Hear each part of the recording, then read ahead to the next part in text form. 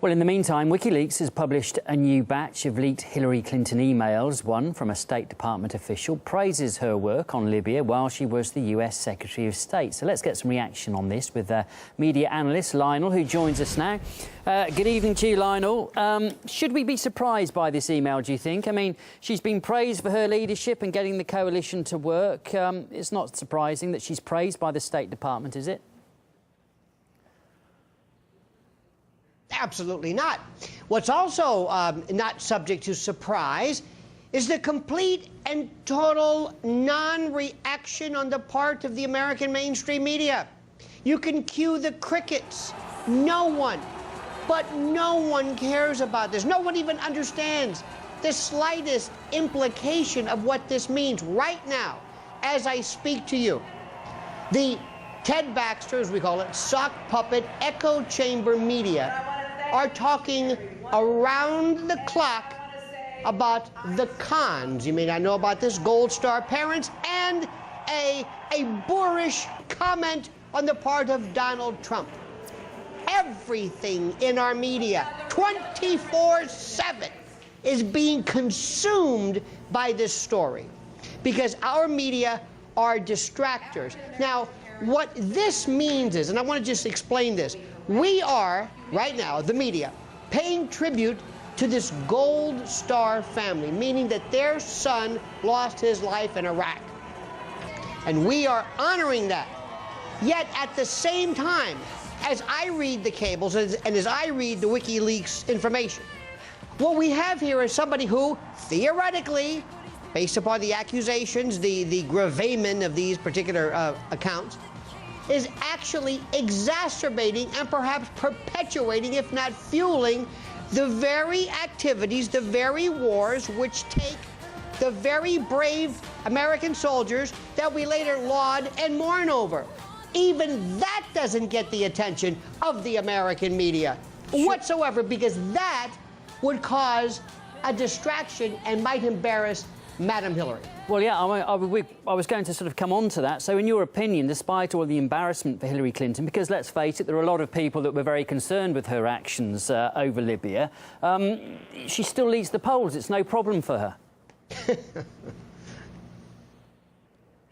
No, I don't know where those people are who are concerned about that, because we have a rule here.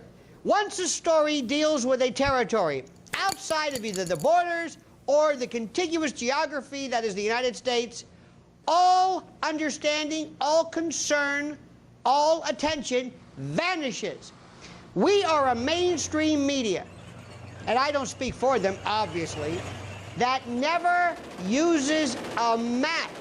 Not only are we nescient as to news, history, you know, Tolstoy said history would be a wonderful thing if only it were true. I would add, the news would be a wonderful thing if only it were true. So what we have right here is an individual who is, and let's just use the word alleged. We have a State Department official who, in the capacity of Secretary of State, might actually be, according to these emails, exacerbating the problem, fueling the problem, funding, if not encouraging, the very terrorism which we ostensibly are against.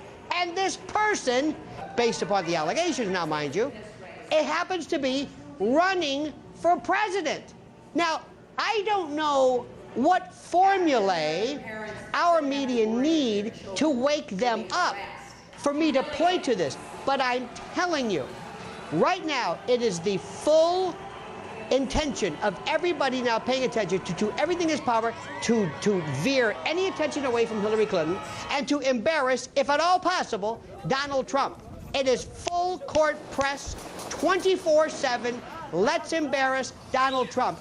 And very quickly, this is the man who, by the way, said in passing, Russia, if you are responsible, if you are holding these emails, send them our way.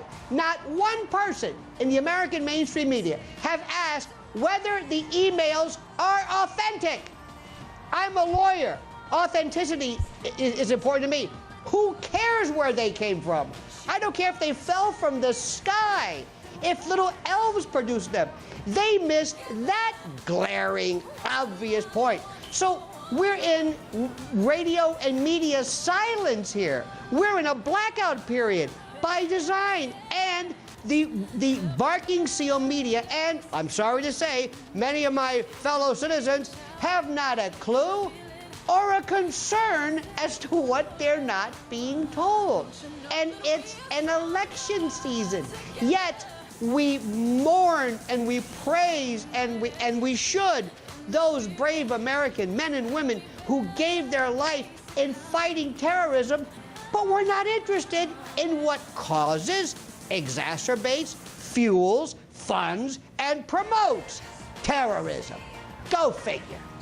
Lionel, look, we have to leave it there. Great to have you on. We've done our best to change those opinions over the last 2.5, 3 minutes, possibly 5 minutes. Thanks for your company tonight. That was Lionel, media analyst from New York. Thank you. Thank you, sir.